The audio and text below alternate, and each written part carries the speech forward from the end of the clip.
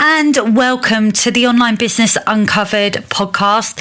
This is episode 141, and in today's episode, I'm going to be sharing with you the one thing that the most successful courses have in common. And I don't think it's going to be what you think.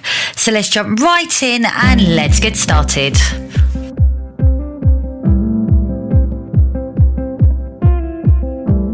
Welcome to Online Business Uncovered, the show that lifts the lid on what it really takes to turn your brilliance into digital products, passive income, and time freedom. I am your host, Karen, an online business strategist, course creation expert, and your go-to for building a business that works for you and not the other way around.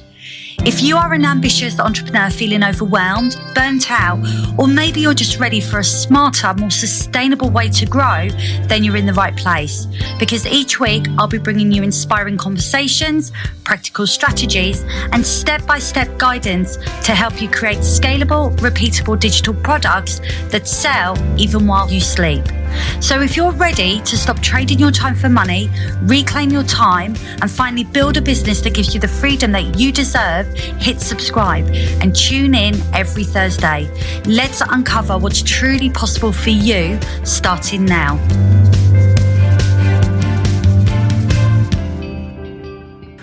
Hello and welcome to Online Business Uncovered. I'm your host, Karen, and I really do appreciate you hitting the play button to listen to today's episode. Now, today's episode is sponsored by my free community, the Digital Creators Hub. So if you are looking to start your online business and start to create a business that really is going to be working for you in 2026, then head on over and join for free. Just go over to www.sellyourbrillianceonline.com/community, because in there you will have access to my monthly masterclass plus lots of different resources that I've curated to help you get started. As I said, it's completely free and it's the perfect place to connect with other entrepreneurs, to get some support and be the first to hear about my upcoming workshops. Speaking of which, I would also like to invite you to my free masterclass on the 26th of November at 5 p.m. UK time, where I'm going to walk you through how to create your passive income strategy for 2026. So if you want to gain access, head on over to my website, go and join the community and come and be a part of the conversation. Okay, so let's jump into today's episode. And today I am talking about step 6 of the course creation series. Now, for those of you who are brand new to this podcast, over the past 6 weeks, I have been sharing my 10 steps to online course success. And today I'm going to be sharing step 6 in that process. So if you are curious about creating an online course, maybe it's been on your to-do list forever and 2026 is going to be the year that you actually get it done, get it out in the world so you can start making money, then this series is going to really help you, because I'm breaking it down and I am trying to deliver it in a way that makes sense. Because I feel like this is a topic that can be quite overwhelming, because there's a lot of different steps involved and a lot of things to think about. And so the purpose of this series is to deliver the sort of step-by-step process, if you like, in a way that is going to make sense. And I really hope that what I've shared so far is really landing with people and it's making sense. You understand what is needed, when it's needed, and why it's needed. And now we're going to be talking about the one thing actually that can make such a difference when it comes to creating a successful course. But if you are new to this podcast, then please go and check out my library. I have got so many episodes in the archives ready to be listened to. We're on 141. The past 6 episodes are all about creating an online course, from why create an online course, to how to choose the best online course topic, to the secret to creating a course that people actually want. And it may actually surprise you what that looks like. What to charge for your online course, because I know pricing is one of those stumbling blocks. And I know this because I have so many people say to me, I don't know what to charge for my online course. So in that episode 138, I break it down and I give you some things to think about. So if you are choosing your pricing, it's done with strategy in place. I've also the week before last shared about the one thing that can really elevate your course sales. So that's looking at your course promise and what you're promising your audience. And then last week, I spoke about the hidden ingredient behind every profitable course. So I encourage you, please go and have a listen and reach out to me. Let me know what you think.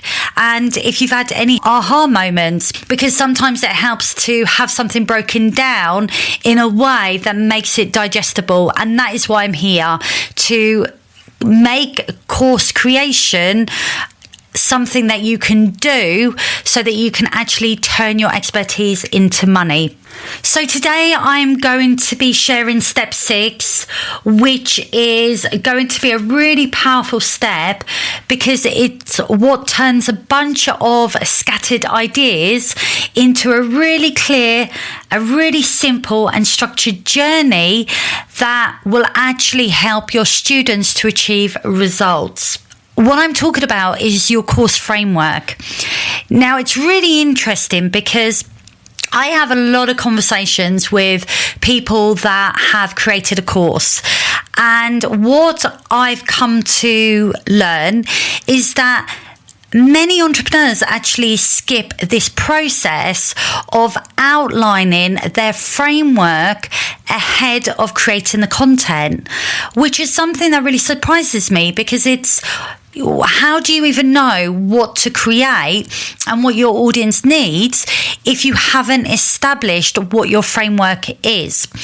Now, the framework is your course's skeleton. It's what everything sort of sits on. So having a really well thought out framework is going to be a vital step, because it's the backbone of your course. Now, framework is just a simple structure that takes your students from point A to point B in a really clear and repeatable way. So your framework is going to be your method, and your method is the vehicle that's going to drive your students towards results. Now, without having a really good framework in place, your course is most likely going to feel messy and most likely overwhelming, both for you as the creator and your students. But with it, everything will click into place. You will have a clarity about the journey that you're taking your students on, and your students will get to understand your process, and then your message will become memorable. So it's not really just about having good content in your course. It's about having a clear path that builds momentum and, of course, confidence for your learners as well. So how do you actually map out a profitable framework? So here's what I recommend. Always start with the transformation. What is it that you want the end result to be? What is the final destination of your course? Now, if you can nail that, you will create a course that delivers a result for your student, because it will be so outcome focused. Rather than just providing your student with a ton of content, it'll be content that has purpose. So number 1 is always start with a transformation in mind. So, for example, by the end of this course, my student will be able to, and then outline what it is they'll be able to do. Are you going to be shifting a perspective? Are you going to be teaching a new skill? Are you going to be giving them something that they haven't had before? So get really clear on what that looks like as well, and really think about how that's going to help them in their life. And don't underestimate this. I think sometimes we can be guilty of underestimating the power of what we're teaching. But if you can teach one thing that moves the needle for your student so they can move forward in their life, then that could be really powerful. So get really clear on what that transformation is and what that's going to look like for your students. Number 2 is work backwards. What steps is somebody going to need to get to that transformation? Because these are going to become your core stages. They're going to hold your course together. Think of your course like a map, and your modules are the stepping stones. Your modules are the pathway. So where do your students need to go to get to that result? So really kind of outline what that looks like as well. Number 3 is keep it simple. You don't want to be overcomplicating it.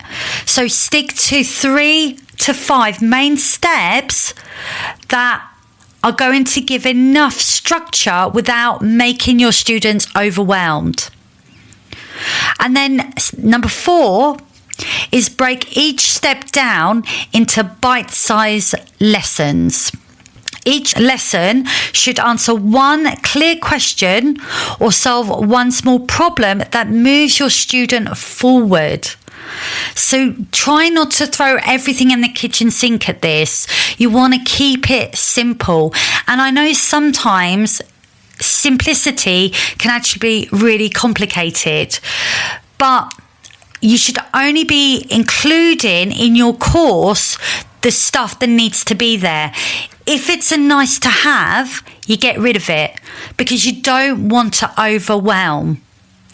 It's really easy to have a tendency to want to give. I delivered a strategy session yesterday with a new client, and I was so tempted to just throw loads of things at them because I could see what they were going to need in the future. And I wanted to really equip them so that they can actually achieve the results. But they don't need that's stage 2. They need stage 1. So sometimes we can sort of focus on getting them to the end destination and focusing on step 10 when really all we need to do is teach them step 1. So just really hone in on what outcome do you need to teach, and only focus on moving your students towards that outcome. Sometimes less is more, even though it can feel difficult trying to strip things back. Especially if you're like me and you just want to kind of just throw a ton of stuff at it. You just want to give because you want to provide that value. The value comes in achieving the result and having a very simple pathway to get to that result. So don't underestimate that power. Now, my first online course, I crammed so much stuff into the course. It was almost like one big giant program all about branding. I mean, I mapped it out on Trello, and even now when I go back and I have a look at it, I feel overwhelmed just looking at that board because I wanted to give as much value as possible. But the reality is it was just leaving people overwhelmed. So stripping it back and really just focusing on clear steps that is going to get my students where they needed to get to means that my students could move through the course faster, they got better results, and I felt more confident in the thing that I was delivering. That's when I realised that simplicity really is the secret to scalability. We think that actually we need to do a ton of stuff in order to be able to scale it, but it's simply not true. When your course has a clear framework, it is so much easier to sell, teach, and even repurpose later into other products or offers. So here's your challenge for the week. Start sketching out your own framework. Map out the main stages that your students will need to go through from where they are right now to where they want to be. And when you've got that rough draft, then that's when you need to go through it and double check that everything you've included is going to be needed.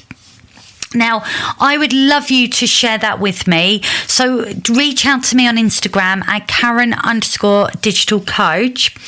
And if you need help with this, then download my Easy Course Kickstarter kit, where I walk you through how to plan and outline your online course in 3 easy steps. I will add the link to the show notes, but also go and visit my website, www.sellyourbrillianceonline.com/shop. It's there. It's only 27 quid, and I've had some great feedback. My goal with that is just to simply remove the overwhelm and show you how to really streamline your ideas so that you can create a really simple framework that's going to move your students from where they are right now to where they want to be in the easiest way possible. When you have a really simple, powerful framework, everything in your online course will fall into place. Every course that I've created and I've sold, I start with the framework. I just map out where I want my students to get to, the transformation that I want them to have. I work backwards, I keep it simple, and I map out a very clear and simple pathway. And once you have that, creating the content for your online course will feel so easy because you'll only have to focus on the content that needs creating. I really encourage you to follow this step because it will help you to create a profitable online course. Thank you so much for tuning into today's episode. I hope it's given you some clarity and sparked some new ideas. If you found this helpful, then I would love you to share it with a friend or a fellow entrepreneur who is also building their online business, because it might be exactly what they need to hear today. And if this episode has you thinking that you're now ready to get started with turning your expertise into income, then I would love to invite you into my free community, the Digital Creators Hub, where inside you'll get access to free tools, resources, you'll get my monthly masterclass replays, and you'll be the very first to hear about my upcoming workshops. Just head on over to www.sellyourbrillianceonline.com/community. I will be back next week with another episode, but until then, have a wonderful week. Thanks for tuning in to today's episode of Online Business Uncovered. If today's conversation has sparked an idea or gave you a dose of clarity, then please make sure to check out the show notes for all the links and resources mentioned. New episodes land every Thursday, so hit follow or subscribe to stay in the loop. And if you're loving the show, a quick rating or review goes a long way in helping more brilliant entrepreneurs like you find this show. Until next time, keep showing up, keep sharing your brilliance, and remember, freedom in business is possible, and it starts with taking the next right step.